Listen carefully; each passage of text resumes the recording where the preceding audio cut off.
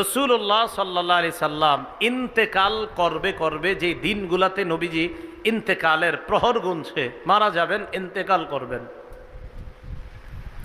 ওই বিষয়গুলা, ওই এখানে একটা বিষয় ইন্তেকাল শব্দটা আসছে। আপনারা অনেক ইউটিউবার কি করেন, আমার একটা বক্তব্যকে আমাদের দেশের একজন প্রখ্যাত মুফাসসির মুহতারাম মাওলানা তারেক মোনাওয়ার সাহেব, ওনার সাথে আপনারা এটাকে লাগিয়ে দিয়েছেন। আমার বক্তব্য নবীজি কবরের জিন্দিগিতে কি অবস্থায় আছে। তো আমি বলেছি রসুল কবরের জীবনে জীবিত আছে, কবরের জীবনে কি আছে। আর মুহতারাম মাওলানা তারেক মোনাওয়ার সাহেবকে প্রশ্ন করা হয়েছে রসুল কি ইন্তেকাল করেছে, তো উনি জবাব দিয়েছে হ্যাঁ। তো উনি তো আসলে ইন্তেকাল করছে, নবীজি অবশ্যই ইন্তেকাল করছে, নবীজি অবশ্যই মারা গেছেন। ওমা মুহাম্মাদুন ইল্লা রসুল, আল্লাহ বলেন মুহাম্মদ সাল্লাল্লাহু আলাইহি সাল্লাম একজন রসুল ছাড়া কিছু না। কদ খালাত মিন ক্বাবলিহির রসুল, তার পূর্বে অনেক রসুল অতিবাহিত হয়ে গিয়েছে, তারা আসছে দুনিয়া থেকে বিদায় নিছে। আফাইম মাত আও কুতিলা, আরে নবী যদি ইন্তেকাল করে অথবা নবীকে যদি শহীদ করা হয়, ইনকালাবতুম, তোমরা কি পিছনে ফিরে যাবে। তা আয়াত দ্বারা বোঝা যায় আল্লাহ রসুল এই দুনিয়ার জীবনে ইন্তেকাল করেছেন, সমস্ত নবীরা দুনিয়ার জীবন থেকে ইন্তেকাল করেছেন। হ্যাঁ, সব নবীরা তাদের কবরের জীবনে জীবিত। আল আম্বিয়া ও আহিয়াউন ফি কুবুরিহিম ইউসাল্লুনা, নবীগণ কবরে জীবিত, নামাজ পড়তেছে। তো বলেন তো নবীগণ কি এই জীবনে জীবিত না কবরের জীবনে? কবরের জীবনে। তাহলে এই জীবন, পৃথিবীর জীবন যেটা, এই জীবনে সবাই মৃত্যুবরণ করবে, নবী অলি গাউস কুতুব সবাই মারা যাবে, আল্লাহ ছাড়া সব শেষ হবে। কথা বুঝে আসছে? কুল্লু নাফসিন যায়িকাতুল মাউত, সূরা আনকাবুতের 57 নম্বর আয়াতে আল্লাহ বলেন প্রত্যেকটা নফস মৃত্যুর স্বাদ গ্রহণ করবে। তো এই জায়গাটা আমরা এবার আমার বক্তব্যটা আবার বুঝবেন। রসুল সাল্লাল্লাহু আলাইহি সাল্লাম দুনিয়ার জীবনে ইন্তেকাল করেছেন, কোনো সন্দেহ নাই। হ্যাঁ, বরজখী জীবন, কবরের জীবনে রসুল সাল্লাল্লাহু আলাইহি সাল্লাম জীবিত। তো বলছিলাম নবীজি সাল্লাল্লাহু আলাইহি সাল্লামের ইন্তেকাল হবে ওই সময়গুলা সহিহ বুখারীর 6285 নম্বর হাদিস শোনাচ্ছে। আম্মা জান আয়েশা সিদ্দিকা রাদিয়াল্লাহু তাআলা আনহা বলেন, ইন্না কুন্না আজওয়াজান নবী সাল্লাল্লাহু আলাইহি ওয়াসাল্লাম ইনদা, আমরা আল্লাহ রসুলের কাছে সবাই আছি, সব বিবিরা আল্লাহ নবীর কাছে। ফালাম তুগাদার মিন্না ওয়াহিদা, আমাদের মাঝে একজন বিবিও অনুপস্থিত নাই, সবাই উপস্থিত নবীর কাছে, আমরা সব বিবিরা আছি। ফাআকবালাত ফাতিমাতু আলাইহাস সালাম তামশি, আম্মা জান আয়েশা বলেন ইতিমধ্যে ফাতেমা হেঁটে হেঁটে ঘরে প্রবেশ করছে, নবীর দরবারে প্রবেশ করছে। ফাতেমা আল্লাহ রসুলের কাছে প্রবেশ করার পর আল্লাহ নবী ফাতেমাকে যখন দেখলেন, দেখার পর আল্লাহ নবী বললেন মারহাবা, স্বাগতম। এরপর বললেন মারহাবান বি ইবনাতি, আমার কন্যা, আমার কলিজার টুকরা, তোমাকে স্বাগতম, আসো। সুম্মা আজলাসাহা আন ইয়ামিনিহি আও আন শিমালি, আম্মা জান আয়েশা বলেন আল্লাহ নবী ফাতেমাকে ডান পাশে অথবা বাম পাশে বসাইলেন।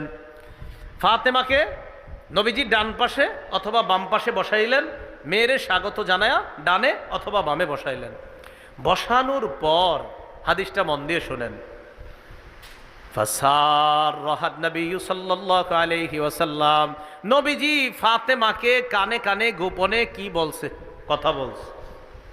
ফাবাকাত বুকাআন শাদীদা, কানে কানে গোপনে কথা বলার সাথে সাথে ফাতেমা রাদিয়াল্লাহু তাআলা আনহা কান্না শুরু করে দিছে। শুধু কান্না না, প্রচন্ড কান্না করতেছে। কান্না করতে করতে এক পর্যায়ে রাসূলুল্লাহ সাল্লাল্লাহু আলাইহি সাল্লাম যখন দেখলেন, ফালাম্মা রাআ হুজনাহা, মেয়েকে যখন ভারাক্রান্ত দেখলেন, মেয়ের দুঃখটা যখন দেখলেন, দেখার পর নবীজি আবার ডাক দিলেন, ডেকে বসিয়ে সাররাহা সানিয়া, দ্বিতীয়বার গোপনে আবার কিছু বললেন। কয়বার হলো গোপন কথা? প্রথমবার গোপন কথা বলার পর ফাতেমা রাদিয়াল্লাহু তাআলা আনহা কি শুরু করলেন? কান্নাকাটি। ফাসাররাহা সানিয়া, আল্লাহ নবী দ্বিতীয়বার আবার গোপন কথা বললেন।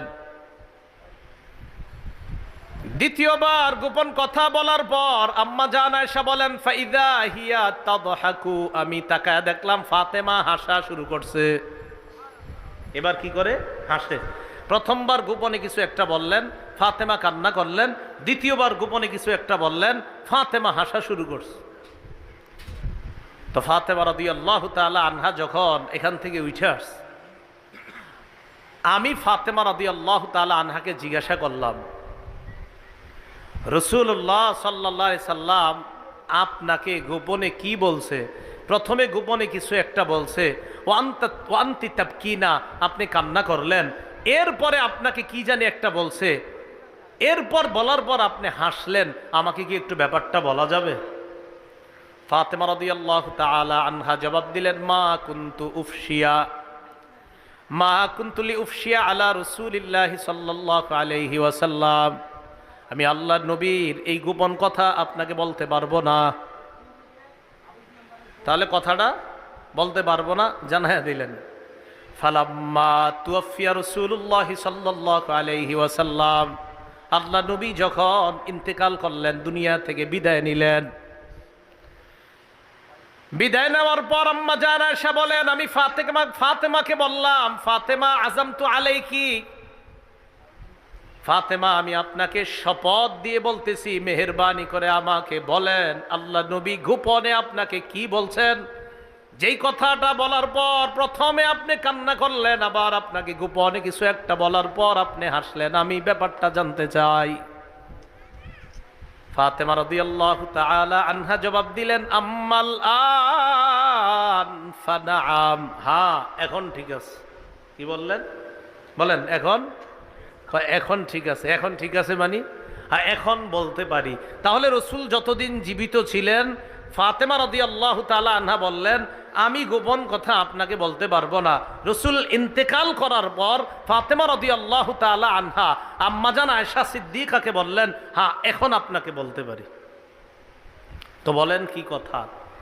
ফাতেমা রাদিয়াল্লাহু তাআলা আনহা বললেন, আব্বা যখন আমাকে প্রথমে বললেন গোপন কথাটা, আব্বা আমাকে বললেন, আন্না জিবরিল ইউআরিজুহুল কুরআন বিসসানাতি মাররাতান, জিবরিল আমিন আব্বার কাছে পূর্ণ কোরআনটা বছরে একবার নিয়ে আসতেন, মানে আব্বার সাথে দাউর করতেন, আব্বাকে শোনাইতেন বছরে একবার।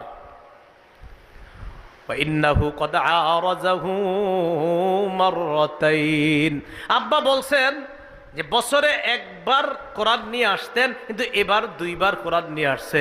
ফাতেমা আমার মনে হচ্ছে আলা ইন্নাল আজালা কাদ ইকতারাবা, আমার মনে হয় সময় ঘনিয়ে আসছে, আমি মনে হয় বিদায় নিব।